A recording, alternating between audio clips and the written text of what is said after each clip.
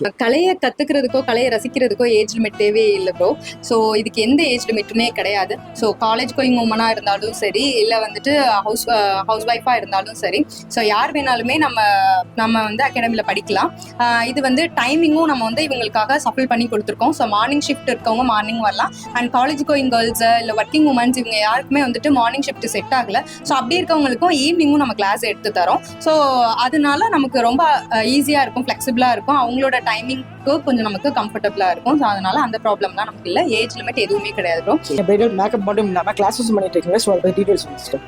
ஆமாம் ப்ரோ, நம்ம bridal makeup மட்டும் பண்ணுறது இல்லை, பிரைடல் கிளாஸஸுமே ரன் பண்ணிட்டு தான் இருக்கோம். ஸோ அஃபோர்டபுள் ப்ரைஸில் நம்ம வந்து மேக்கப் கிளாஸஸ் வந்து கொடுத்துட்ருக்கோம். நம்ம கிளாஸில் வந்துட்டு படிக்கிற எல்லா ஸ்டூடெண்ட்ஸ்க்குமே மேக்கப் ப்ராடக்ட்டும் நம்ம ஃப்ரீயாக ப்ரொவைட் பண்ணிட்டு இருக்கோம். ஸோ அதை வச்சு அவங்க நெக்ஸ்ட் லெவல் வந்துட்டு மூவ் பண்ணி போகலாம். உடனே அவங்க ப்ராடக்ட் வாங்கணும் அப்படின்றது இல்லாமல் ஸோ அதை வச்சு கொஞ்சம் செஞ்சுட்டு அதுக்கப்புறம் அவங்க